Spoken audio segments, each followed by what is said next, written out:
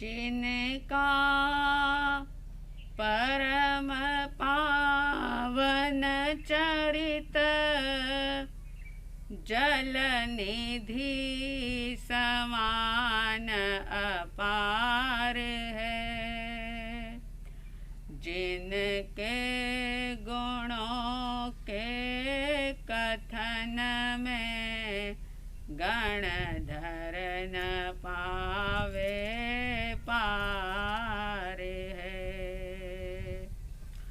बस वीतराग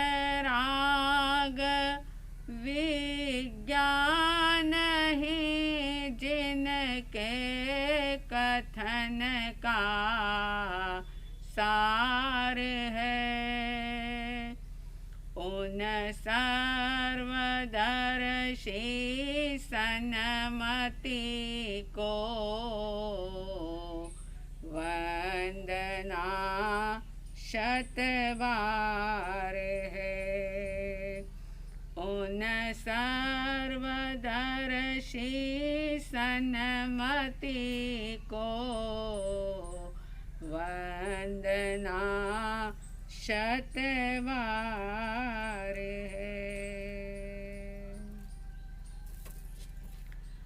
श्रद्धालु जिज्ञासु श्रोताओं, आत्मसिद्धि शास्त्र की 119 गाथा परिसंपन्न हुई। आप सुन रहे हैं कि 118वीं गाथा के अंदर श्रीमद जी ने ये बात कही थी कि जितना कहना था उतना कह दिया, और ऐसा कह करके सतगुरु मौन हो जाते हैं, सहज समाधि में लीन हो जाते हैं। अब इसके बाद शिष्य अहोभाव से भर जाता है, गुरुदेव की सहज समाधि के दर्शन करता है, और सहज समाधि को देख करके गुरु के द्वारा दिए गए ज्ञान को पाकर के अपने आप में बहुत समृद्धिवान स्वयं को अनुभव करता है। और जो 6 पद की बात कही, आत्मा है, आत्मा नित्य है, तो 119वीं गाथा में जैसा कि शिष्य ने कहा था, जो बात उन्होंने कही कि सतगुरु ना उपदेश थी आव्यो अपूर्व भान, निज पद निज माही लयो और दूर थयो अज्ञान। इस बात से उन्होंने ये सिद्ध किया कि मैं आत्मा हूँ। पहला पद अब तक तो सिर्फ सुना था, लेकिन अब ये बात शिष्य के अनुभव में आ गई, और अपने अनुभव से वो कहते हैं कि निज पद निज माही लयो, मतलब आत्मा है।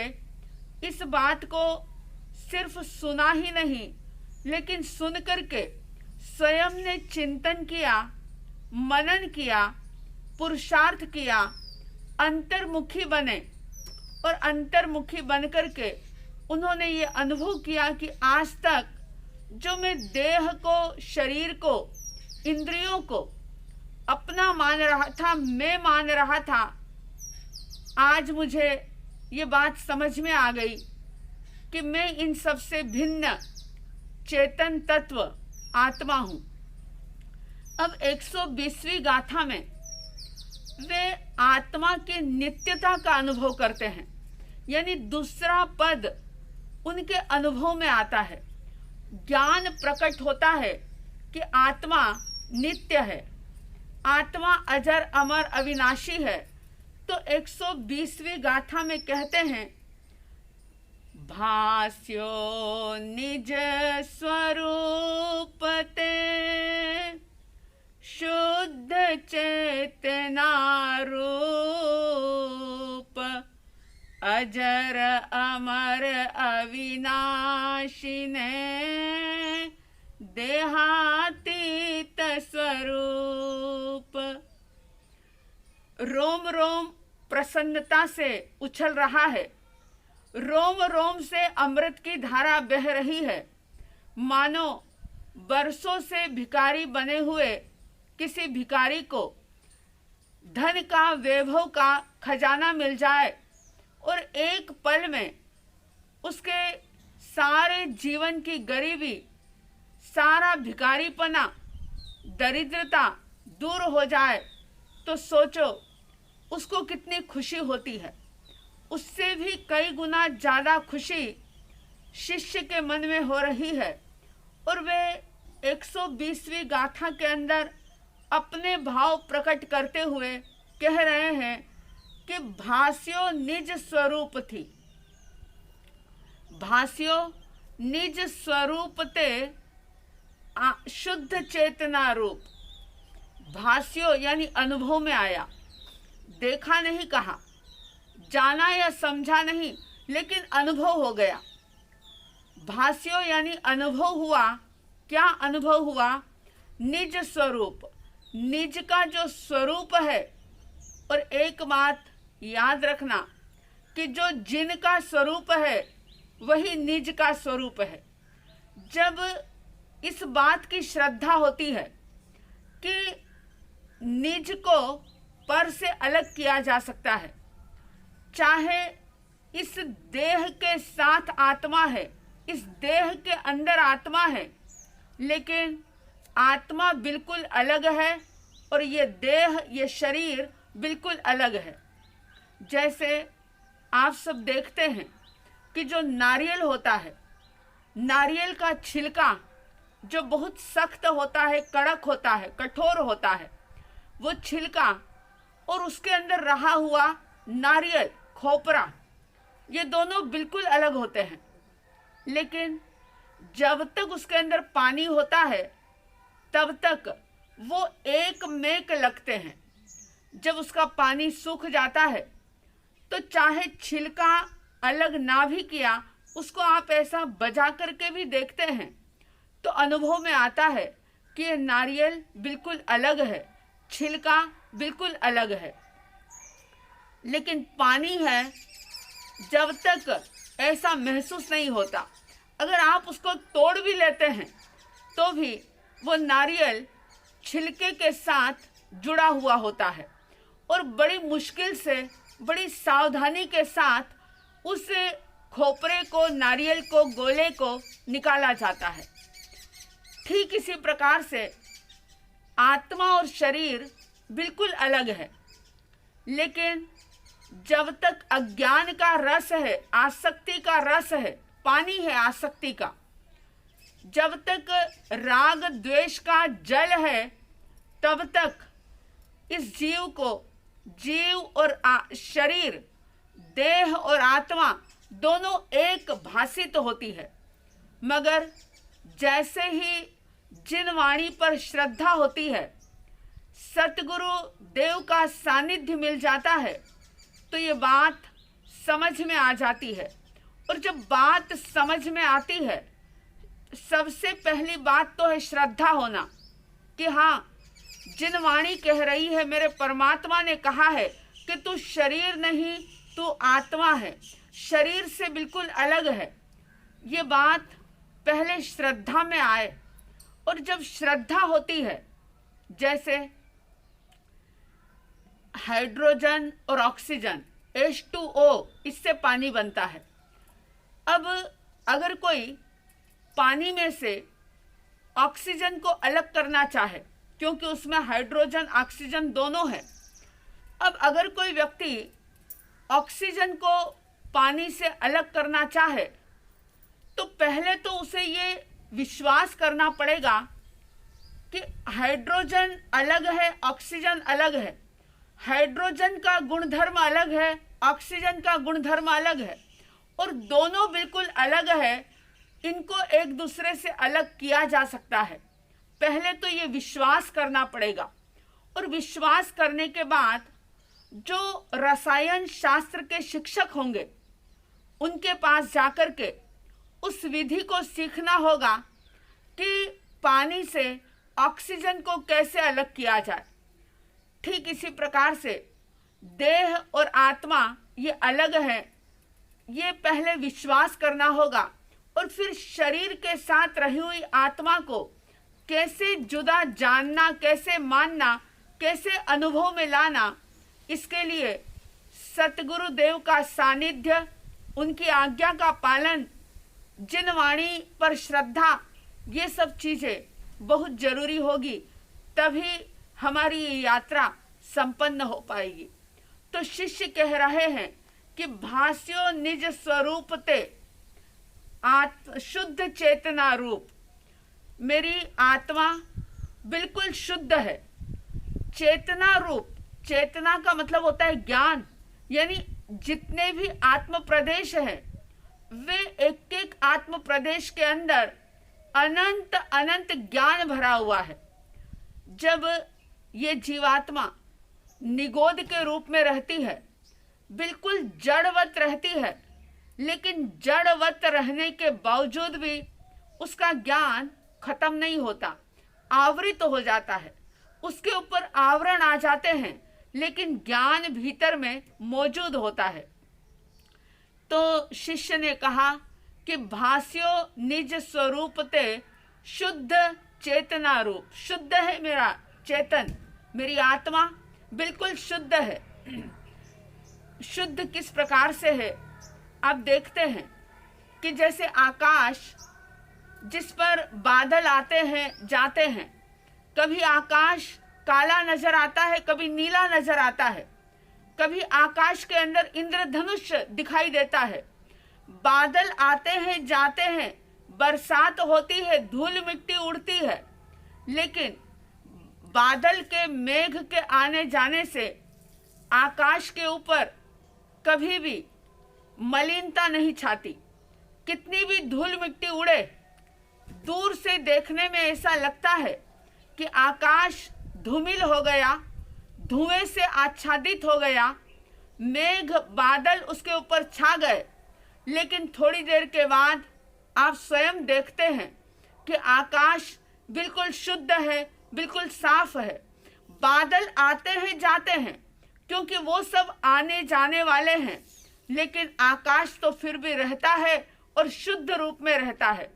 चाहे कितनी भी तेज आंधी हो, चाहे कितना भी धुआं हो, चाहे कैसे भी घनघोर बादल हो, लेकिन बादल का अस्तित्व कायम नहीं रहता, धुएं का अस्तित्व आकाश में कायम नहीं रहता, धूल और मिट्टी हमेशा कायम नहीं रहती, आकाश अपने आप में शुद्ध होता है।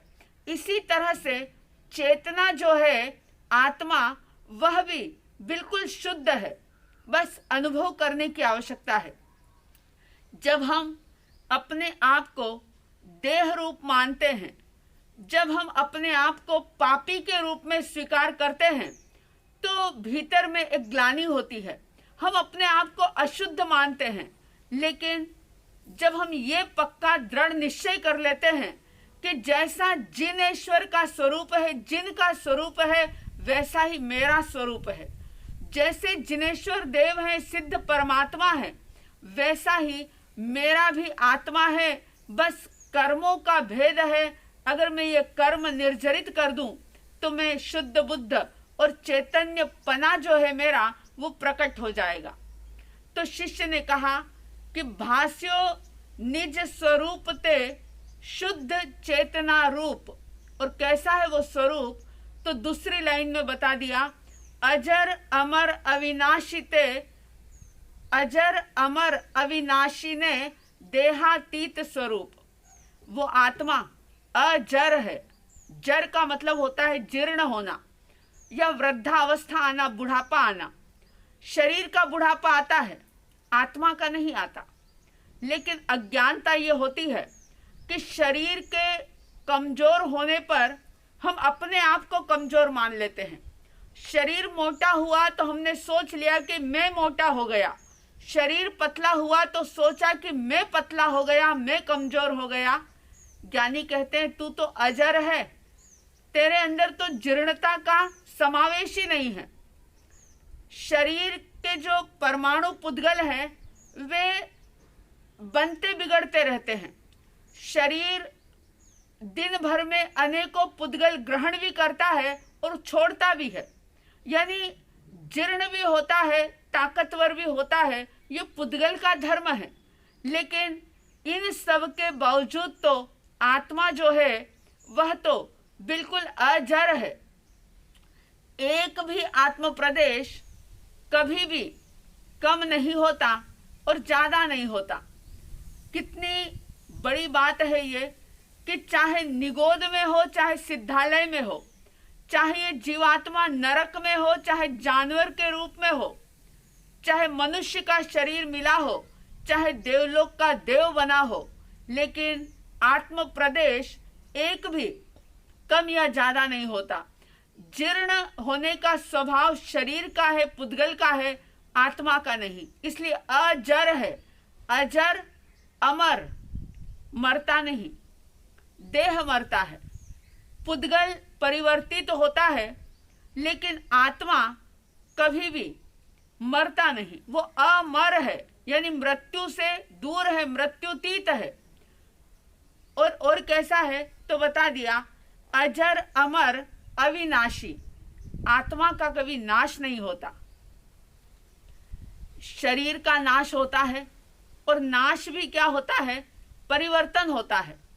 पुद्गल भी अपने आप में शाश्वत है, उसका भी कभी नाश नहीं होता, लेकिन उसकी पर्याय जो है वो बदलती रहती है।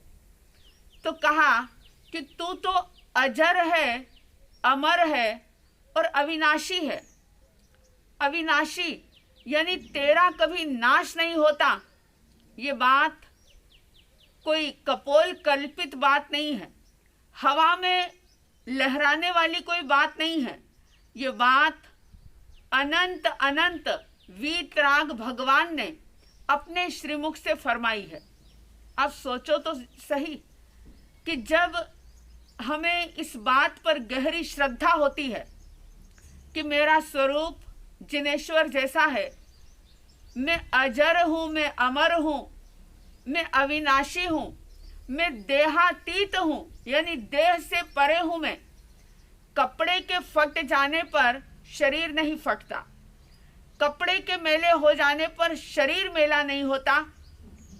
ठीक इसी प्रकार से शरीर के मोटे पतले गोरे काले होने पर या बीमार होने पर आत्मा बीमार नहीं होती।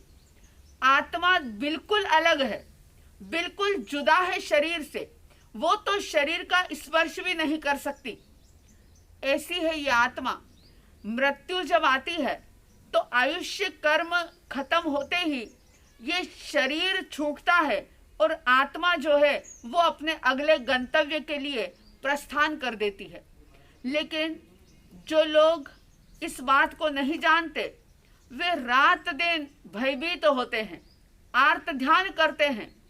अगर समझ लो डॉक्टरों ने जवाब दे दिया कि बस अब बचने का कोई चांस नहीं, तो रोना गाना शुरू हो जाता है, हाय त्राय शुरू हो जाती है, क्योंकि बोध नहीं है।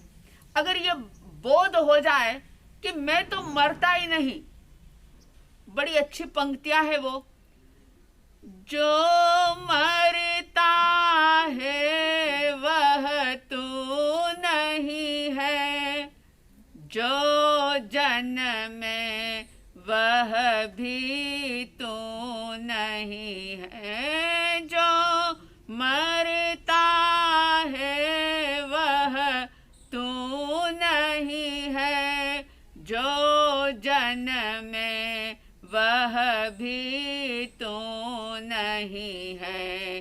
पुद्गल का मिलना बिछुड़ना है, पुद्गल का मिलना बिछुड़ना है, तो पुद्गल नहीं अविनाशी है, तो पुद्गल नहीं अविनाशी है। उठ जाग मेरे चैतन्य प्रभु, उठ उठे जाग मेरे चैतन्य प्रभु, तू अजर अमर अविनाशी है, तू अजर अमर अविनाशी है।